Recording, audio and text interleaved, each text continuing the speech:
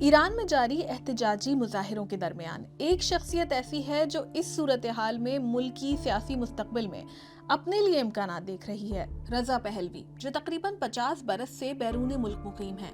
سن 1978 میں ولی عہد رضا نے تعلیم اور تربیت کی غرض سے ملک چھوڑا اور ٹھیک ایک سال بعد ملک میں اسلامی انقلاب کے نتیجے میں ان کے والد محمد رضا شاہ پہلوی کے اقتدار کا خاتمہ ہو گیا۔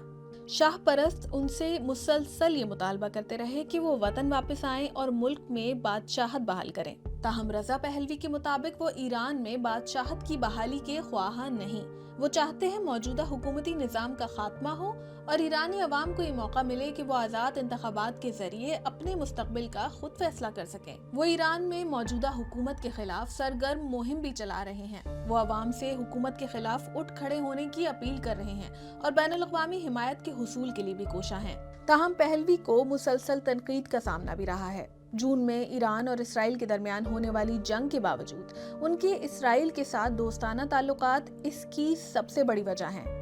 سن 2023 میں اسرائیل کا دورہ کرتے ہوئے وزیر اعظم بنجامن نیتن یاہو سے ملاقات کے موقع پر پہلوی نے کہا، میری توجہ ایران کو آزاد کرانے پر ہے اور میں قومی مفادات اور خود مختاری پر سمجھوتا کیے بغیر ہر اس ذریعے کو استعمال کروں گا جو ہماری مدد کے لیے تیار ہو، چاہے وہ امریکہ ہو، سعودی عرب ہو، اسرائیل ہو یا کوئی اور ہو۔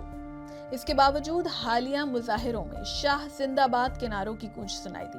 کیا اس سے یہ ظاہر ہوتا ہے کہ رضا پہلوی کے لیے ایران کے اندر حمایت واقعی بڑھ رہی ہے؟